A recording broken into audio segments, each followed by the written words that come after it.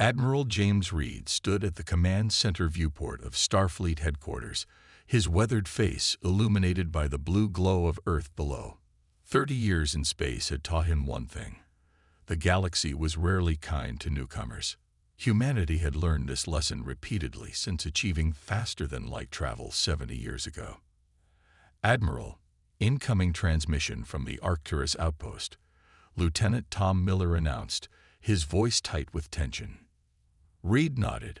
On screen, the viewport flickered, revealing a disheveled station commander. Blood trickled from a cut above his eye. This is Commander Ellis of Arcturus Station. We're under attack by vessels identified as Krall warships. They've breached our outer defenses and... An explosion rocked the feed. They're demanding our antimatter reserves and engine technology. They've taken hostages in the civilian quarter. Reed's jaw clenched. Casualties. 17 dead, 43 wounded. Sir, they're threatening to execute hostages if we don't comply within 12 hours. The Admiral's eyes narrowed.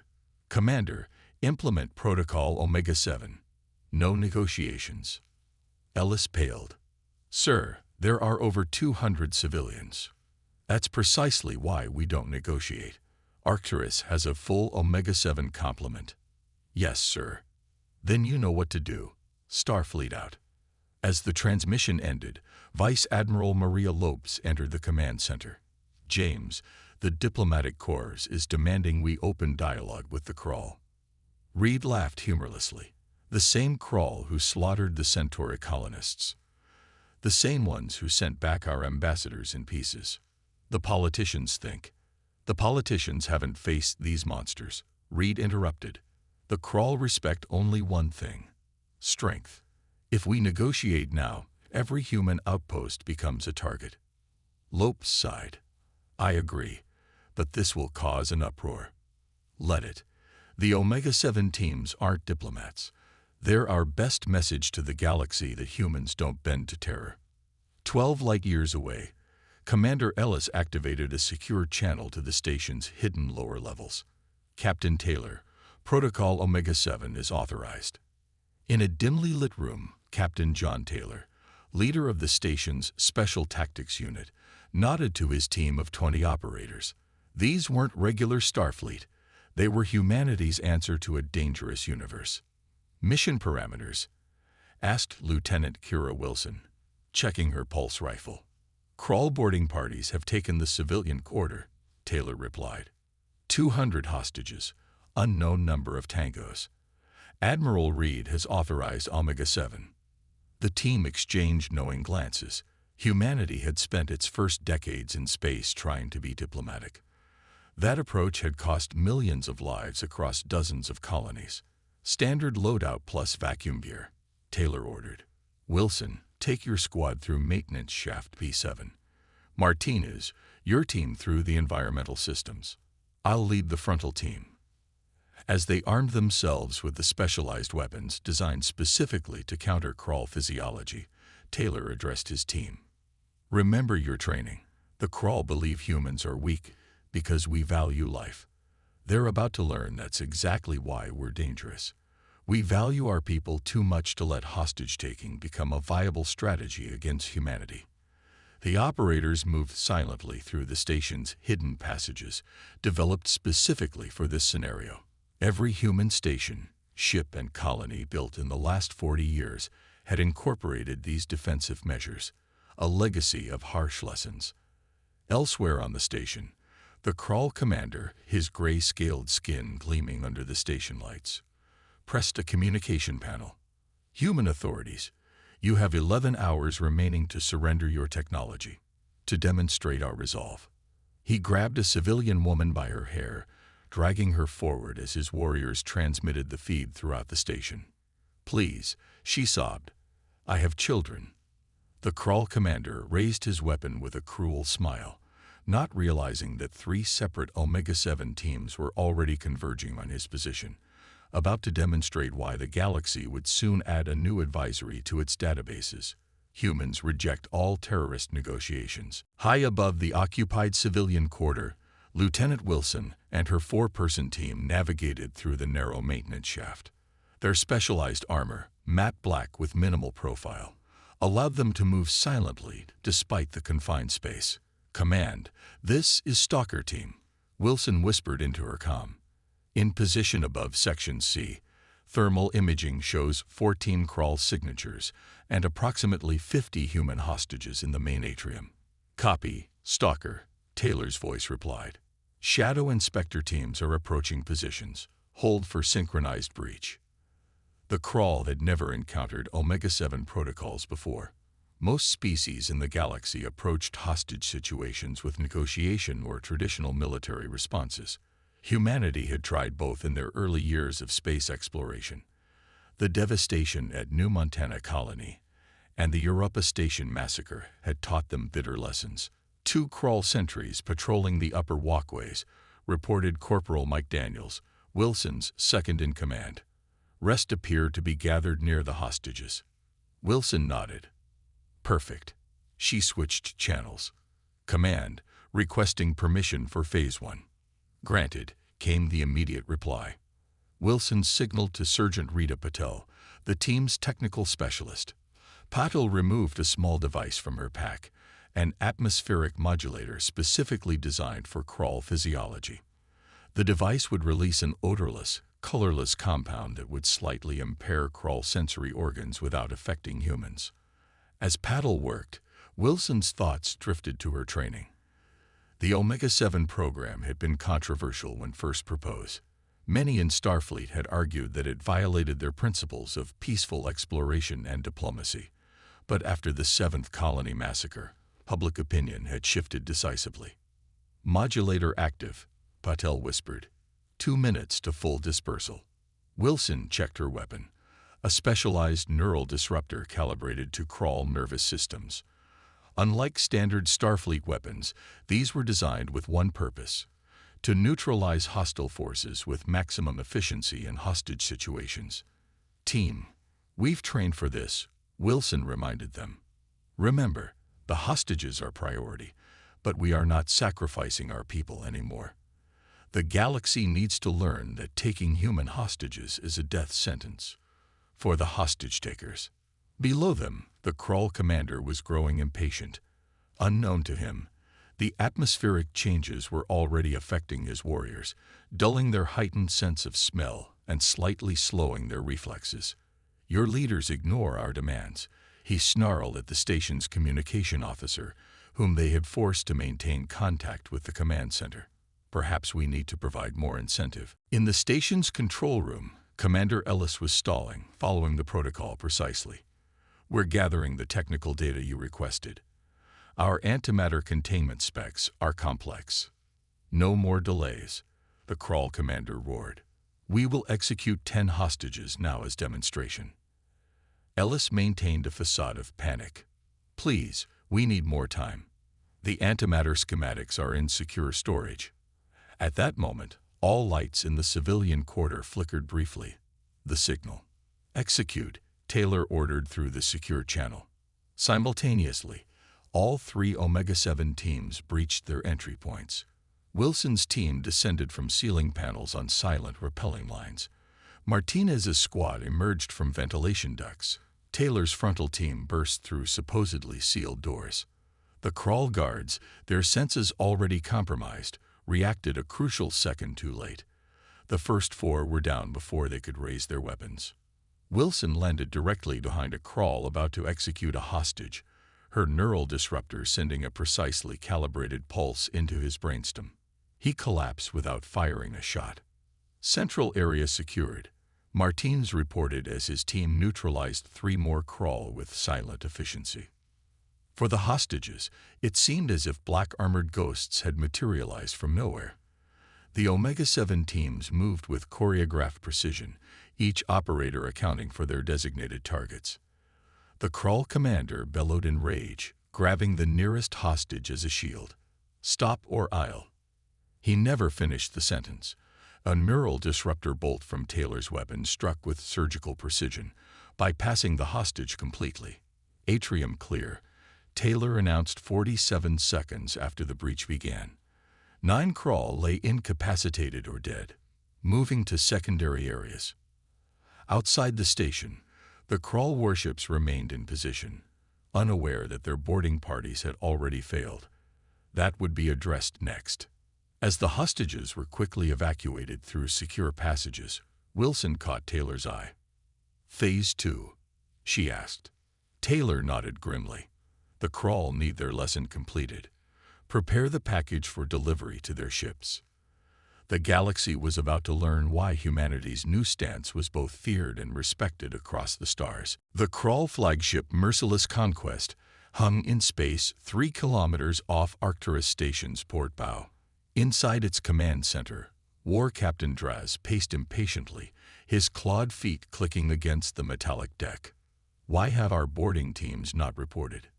he demanded of his communications officer. "Unknown, War Captain.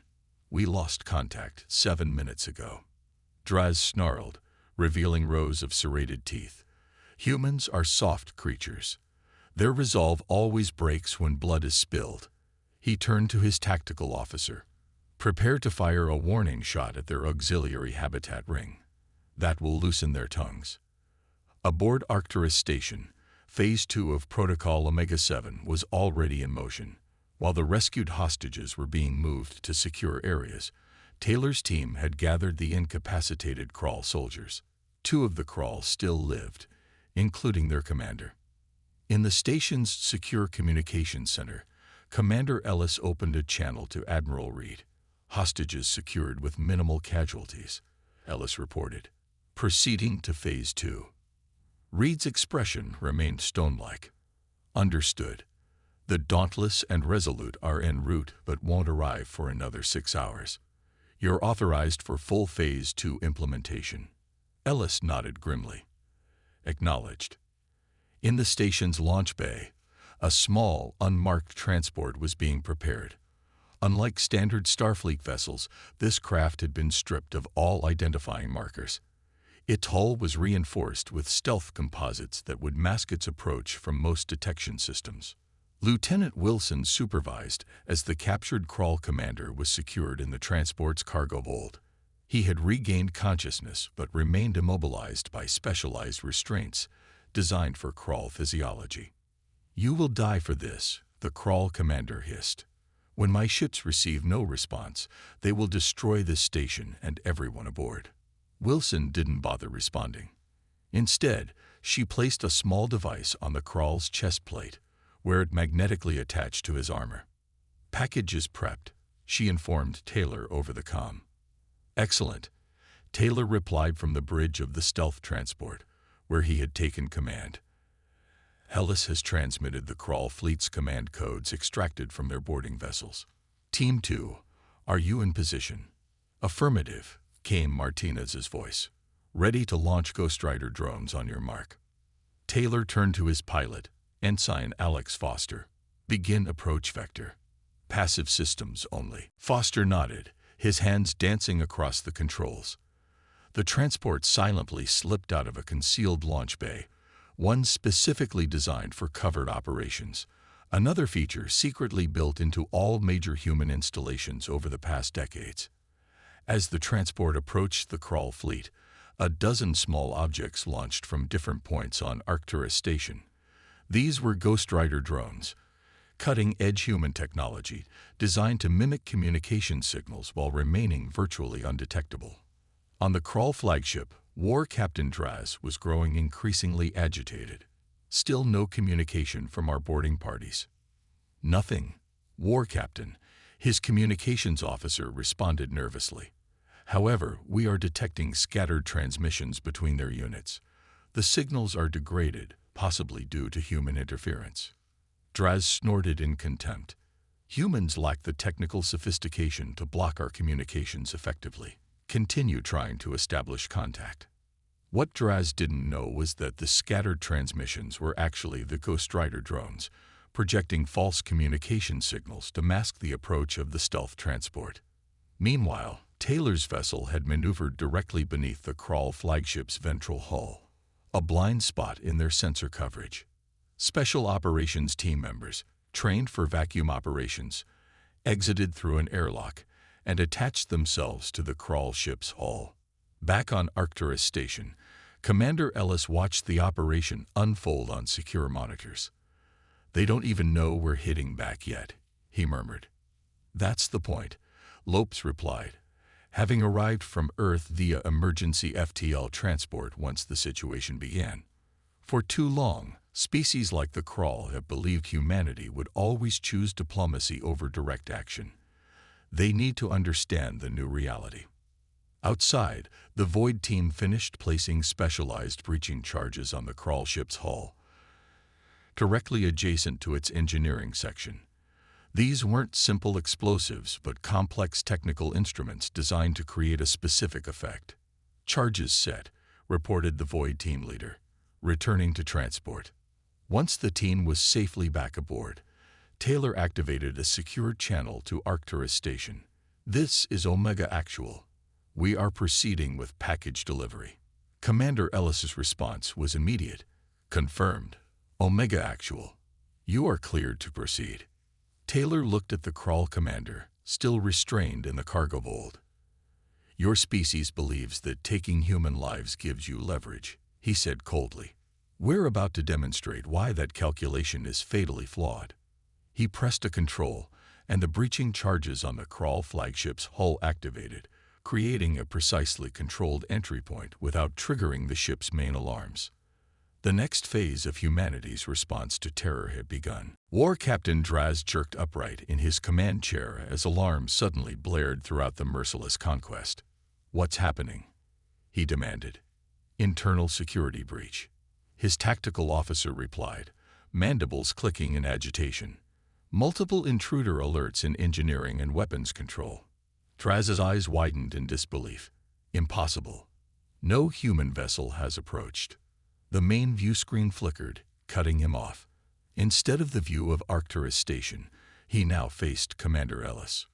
"War Captain Draz," Ellis began formally. "By now you've realized your boarding parties have failed. What you don't yet understand is that you are no longer in control of this situation." Draz snarled. "You overestimate yourselves, humans. My ships can reduce your station to atoms. Perhaps," Ellis acknowledged with unsettling calm. "But I suggest you check your engine control systems before making threats." As Draz signaled frantically to his engineering officer, Ellis continued. "Your boarding action has triggered Protocol Omega-7, the human response to terrorist activities. We are not negotiating for the release of hostages, War Captain. They've already been secured. Engineering reports critical systems compromised." The Crawl officer reported, panic evident in his voice. "Antimatter containment controls are locked out. Someone has physically bypassed our security." Draz's complexion paled to an ashen gray. "How?" "Our internal sensors detected no boarding parties." On the stealth transport, Taylor watched the exchange through a secured feed.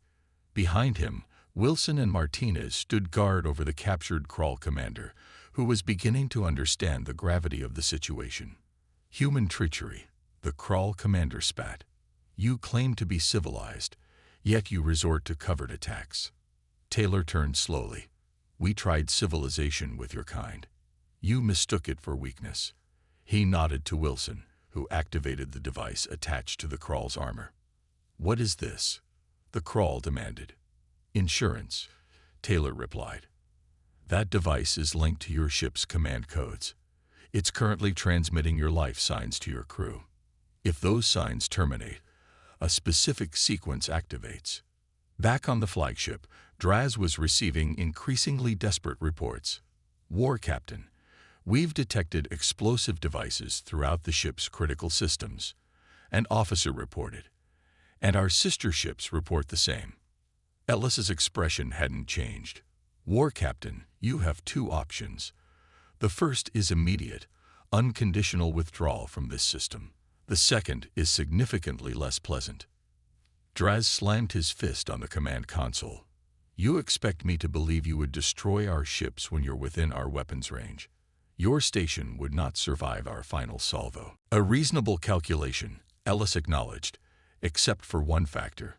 Your ship's targeting systems have already been compromised. Take a look."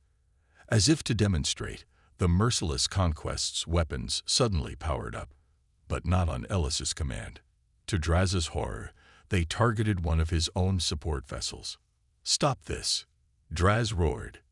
"We can," Ellis confirmed. "Once your fleet begins immediate withdrawal." "And War Captain, this is not a negotiation.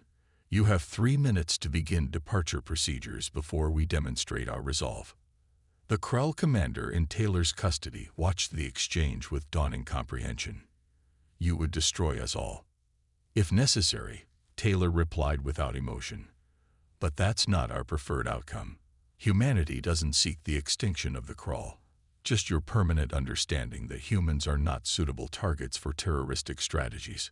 "My warriors took hostages according to our traditions of war," the Krell protested. "Many species negotiate when faced with such tactics." "We're not many species," Wilson interjected. "Humanity tried negotiating in our early spacefaring years.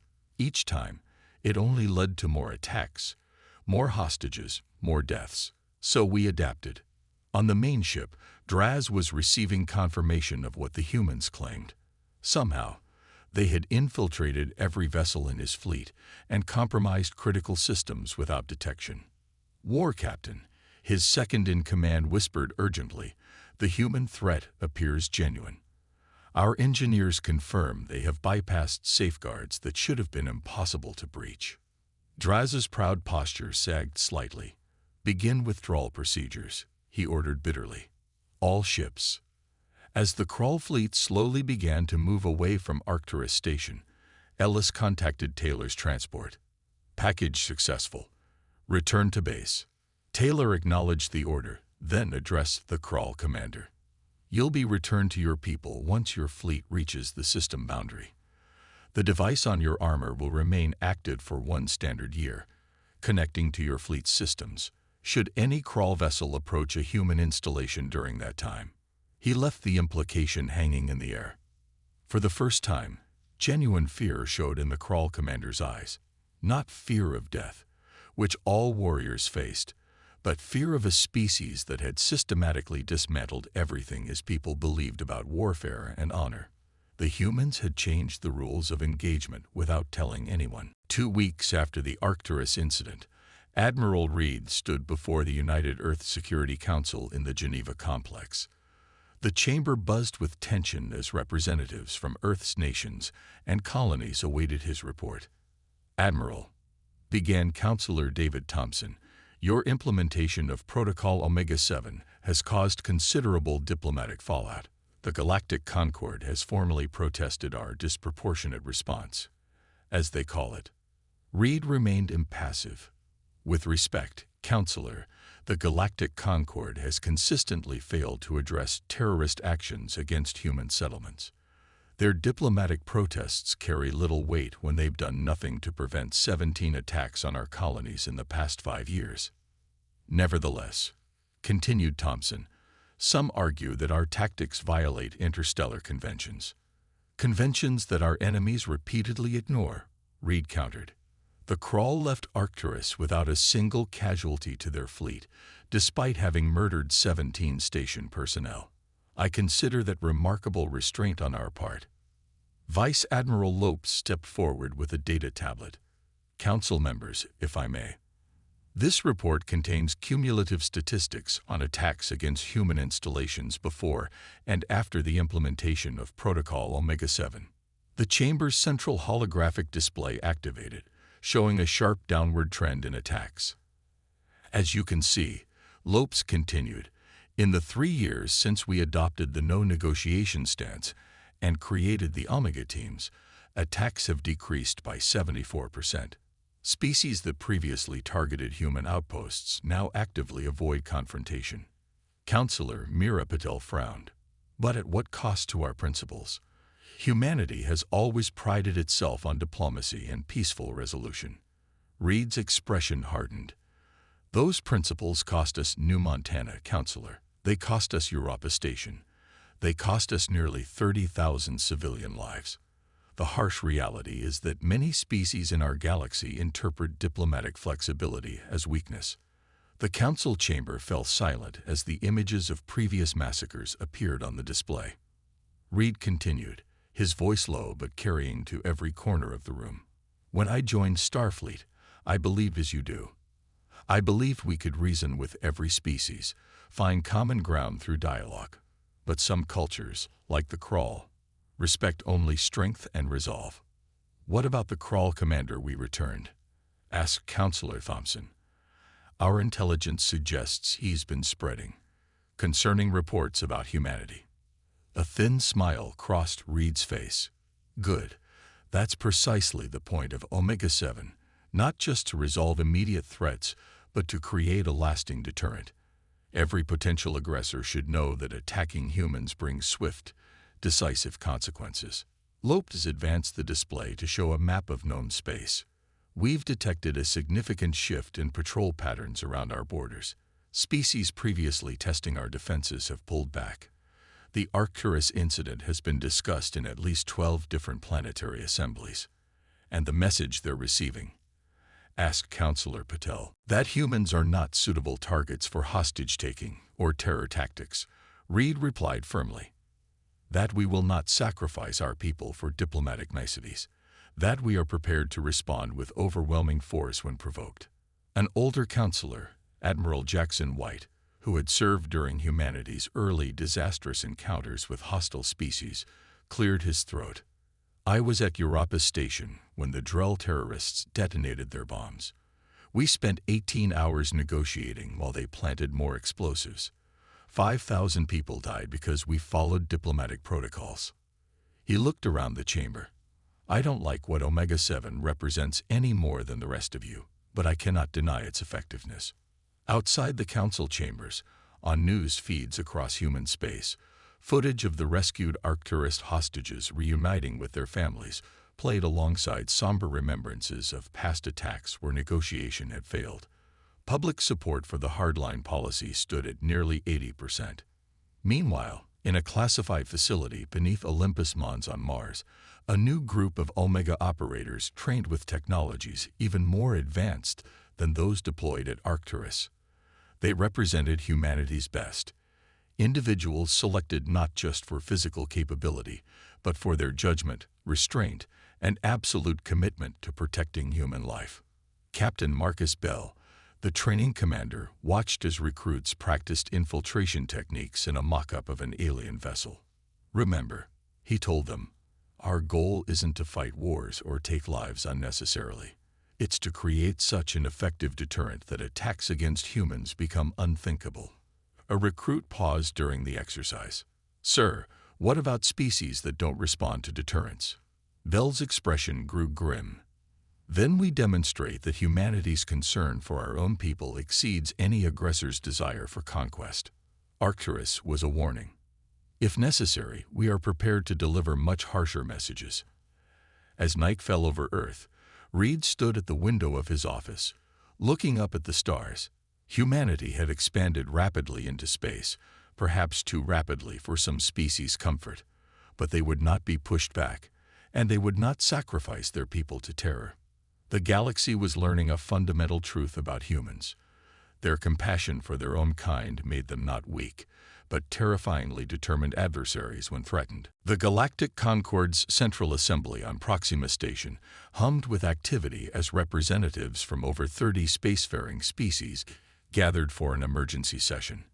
At the center of the controversy stood Ambassador Michael Davis, Earth's representative, facing a semicircle of diplomatic officials. The Assembly recognizes Ambassador Telk of the Varnan Collective, announced the moderator. The tall, avian Varnan rose, feathered crest bristling with agitation. We have reviewed the Arcturus incident with great concern. Human actions violated at least 7 provisions of the Interstellar Conventions on Armed Conflict. This body must formally censure Earth government. Murmurs of agreement rippled through the chamber. Ambassador Davis waited calmly for the noise to subside. Ambassador Davis, your response, the moderator prompted. Davis stood, straightening his formal diplomatic attire. Unlike many in the chamber, He had once served in Starfleet before joining the diplomatic corps. He understood both sides of humanity's evolving approach to galactic relations. The Varnan Collective's concern is noted. He began evenly. However, I must remind this body that the Krall attack on Arcturus Station was unprovoked and resulted in the death of 17 human citizens before any response was initiated. The response method is at issue, not the justification, interrupted Ambassador Mrev of the Pellerin Union, his translucent skin flushing blue with emotion. Humans secretly infiltrated Krall vessels, bypassed their security systems, and threatened their entire fleet. Such tactics undermine the trust necessary for peaceful coexistence. Davis's expression remained composed. Trust requires reciprocity, Ambassador. In the past decade, human settlements have been attacked 43 times by various forces. In 27 of those incidents, hostages were taken as leverage. Each time we negotiated, more attacks followed. He activated a holographic display showing the wreckage of New Montana colony. This was the result of conventional diplomatic negotiation. While we spent 6 days in talks, the hostage-takers executed one person every 12 hours. By the time military intervention was authorized, they had rigged the colony's antimatter storage for detonation. 8,000 colonists died. The chamber grew quieter. Humanity did not choose this path lightly, Davis continued. We attempted to work within established conventions for decades. Those conventions failed to protect our people. Ambassador Telk's feathers rippled with indignation. So humans simply decide which galactic laws to follow and which to ignore. That is the definition of lawlessness. No, Davis countered firmly. That is the definition of adaptation. The Arcturus response involved no human-initiated casualties. The Krall boarding parties were incapacitated, not killed. Their fleet departed intact. Compare that restraint to their initial assault, which began with executions of station personnel. In the gallery overlooking the assembly floor, Admiral Reed and Vice Admiral Lopes watched the proceedings. They had arrived quietly, without announcement, to observe the diplomatic fallout from their military policy. He's holding his own, Lopes murmured. Reed nodded. Davis understands what's at stake. This isn't just about Arcturus. It's about the next dozen potential attacks that won't happen because of what occurred there. On the assembly floor, the moderator recognized Ambassador Lith of the Drell hegemony, the same species responsible for the Europa Station massacre years earlier. The Drell hegemony wishes to formally distance itself from human accusations regarding past conflicts. Lith stated, "We maintain that our previous engagements were legitimate military actions, not terrorism as humans claim." Davis turned slowly to face the Drell ambassador. The chamber fell completely silent, many representatives shifting uncomfortably at the sudden tension. "Ambassador Lith," Davis said, his voice dangerously quiet, "Europa Station was a scientific research facility with no military function. Your forces seized it, demanding technology transfers and territorial concessions. When negotiations moved too slowly by your standards, you detonated explosives in residential quarters." His voice remained measured but took on an edge that made several translators adjust their settings to ensure they were conveying the correct emotional tone. "Let me be absolutely clear to this assembly. The Drell hegemony has maintained a buffer zone between our territories for 6 years precisely because you understand what crossing that line would mean. I suggest you continue that policy of cautious distance." The implied threat hung in the air. Ambassador Lith's scales darkened with either anger or fear. It was difficult for non-Drell to distinguish, but he offered no rebuttal. The moderator, sensing the dangerous direction of the discussion, quickly recognized another speaker. For the next hour, various representatives debated the legality and ethics of Protocol Omega-7. As the session neared its conclusion, Ambassador Zoll of the Mendari Federation, one of the oldest spacefaring civilizations, requested recognition. "This assembly has spent considerable time discussing legalities," the elderly Mendari observed, his voice resonating with the wisdom of his 900-year lifespan. Perhaps we should instead acknowledge the reality before us. Humans have altered the calculus of interstellar conflict. He turned to face the gallery where Reed and Lopes sat. Though they had made no announcement of their presence, the Mendari had clearly recognized them. For millennia, hostage-taking has been an effective tactic precisely because most species value their citizens' lives. Humans have not abandoned this value, quite the opposite. They have simply recalculated the equation, determining that allowing hostage tactics to succeed endangers more lives in the long term. Ambassador Zoll surveyed the chamber. My civilization has observed 17 emerging spacefaring species reach this same conclusion. Each, in their time, developed protocols similar to humanity's current stance. It is not an indication of barbarism, but of maturation. As the session adjourned, Ambassador Davis met Reed and Lopes in a private chamber. That could have gone worse, Davis admitted, loosening his formal collar. The censure motion failed to gain majority support. Reed nodded. The Mendari support was unexpected. Not entirely, Davis replied. The Mendari have maintained the same policy regarding terrorism for over 2,000 years. They understand what we've learned, that some principles must be demonstrated forcefully to be understood. As they prepared to return to Earth, Lopes glanced at Reed. Do you think they've truly gotten the message? Reed's gaze was distant. Some have. Others will need more convincing. But for now, our people are safer than they were a month ago. That's what matters. 1 year after the Arcturus incident, the Omega-7 training facility on Mars received an unexpected visitor. Admiral Reed arrived without ceremony, requesting a private meeting with Captain Bell and his senior instructors. Admiral, on deck, called out Lieutenant Wilson, who had transferred to the training division after her successful mission at Arcturus. Reed waved them back to ease. At ease, this isn't a formal inspection.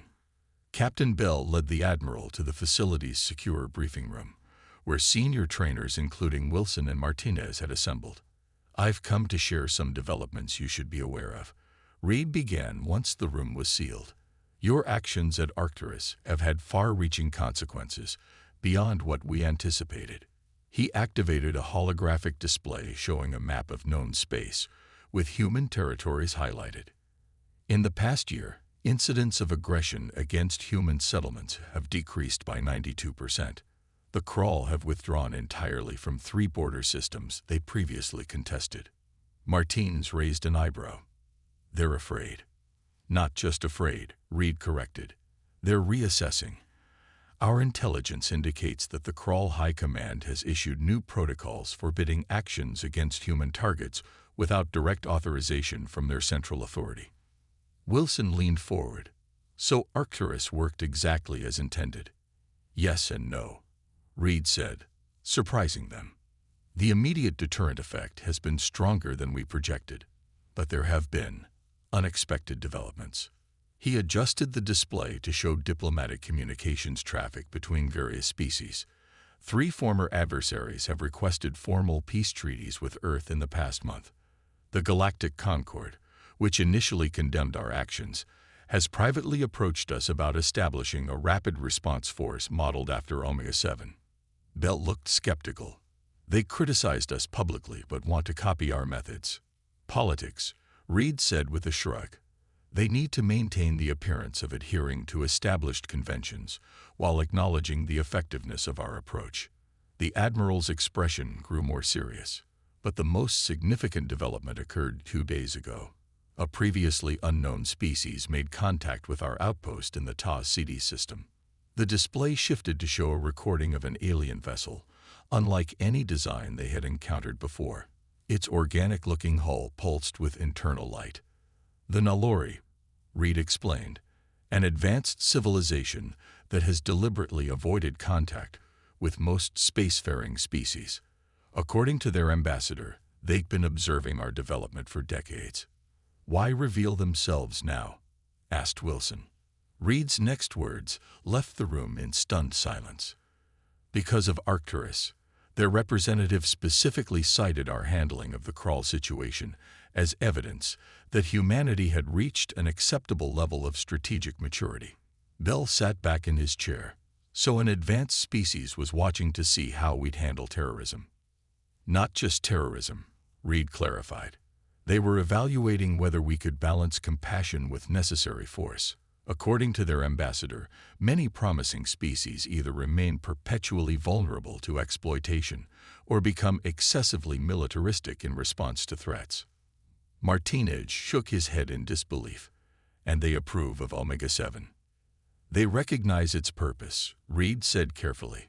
The Nalori themselves abandoned negotiation with hostage-takers millennia ago after a catastrophic incident cost them an entire colony world. They see our approach as evolutionarily sound. Wilson looked troubled. So we passed some kind of test we didn't know we were taking. In a manner of speaking, Reed pulled up another image. Technical schematics for technology far beyond current human capability. The Nalori have offered to establish formal diplomatic relations, including technological exchange programs in several key areas. The room fell silent as the implications sank in. For decades, humanity had struggled to catch up with the technological capabilities of older spacefaring civilizations. Now, seemingly overnight, they were being offered advancement opportunities that might otherwise have taken centuries. Admiral, Bell finally said, "This changes everything." "It does, and it doesn't," Reed replied, shutting down the display. "The fundamental equation remains the same. We protect our people, by whatever means necessary. The difference is that now the galaxy is watching more closely." Wilson leaned forward. "Sir, if I may ask, does this mean we'll be scaling back Omega-7 operations, if deterrence is working?" Reed shook his head firmly. "Quite the opposite, Lieutenant. The Nalori were explicit on one point. Their continued engagement depends on our maintaining our current security stance. They've seen too many species backslide into complacency once immediate threats diminish." "So Omega-7 continues," Bell confirmed, "with expanded capabilities." Reed nodded. "The protocol proved itself at Arcturus. Now it needs to evolve." 3 days later, a formal ceremony marked the signing of the Earth-Nalori Cooperation Treaty. As ambassadors exchanged pleasantries and politicians made speeches about new eras of peace, Admiral Reed stood at the back of the assembly hall with Lieutenant Wilson. "Something still bothers you," Reed observed quietly. Wilson hesitated before answering. "The Krall commander we captured, he accused us of treachery for our tactics. Sometimes I wonder if he was right." Reed considered this. Conventional military doctrine held that open, declarative warfare was honorable, while covert operations were somehow less so. That distinction cost us dearly. He gestured subtly toward the diplomatic proceedings. "Look at them. Politicians will speak of peace and cooperation, but they sleep soundly at night because people like you are willing to do what's necessary in the shadows. That's not entirely comforting." "Sir, it wasn't meant to be," Reed acknowledged. "But consider this. Since Arcturus, not one human hostage has been executed by terrorists. Not one colony has been attacked. That's thousands of lives saved. People who will never know they were in danger because Omega-7 changed the equation." From the podium, Earth's president was concluding her address. "And so we embraced this new chapter in human history, reaching toward the stars with hope and determination." Wilson watched the proceedings with mixed emotions. "The galaxy is more complicated than I imagined when I joined Starfleet." "It always is," Reed agreed. "But humanity has finally found its footing. We explore where we can, trade where it's beneficial, and fight only when necessary. But when we do fight, we do so with absolute conviction." As the ceremony concluded, news feeds across human space carried the official announcement. Earth signs historic treaty with advanced Nalori civilization. What those feeds didn't report, what only a handful of people in the vast audience knew, was the small amendment added to all Starfleet communications that day. a simple advisory that had fundamentally changed humanity's place in the galactic community. Starfleet Advisory. Humans reject all terrorist negotiations. In the vastness of space, other civilizations took note, some with relief, others with newfound respect, and a few with genuine fear. Humanity had evolved from vulnerable newcomers to a force that even ancient species now acknowledge, not because of the size of their fleet or the power of their weapons, but because they had demonstrated an unbreakable resolve to protect their own. The message was clear to all who received it. Threaten humanity at your peril. They do not bend, they do not break, and they do not forget.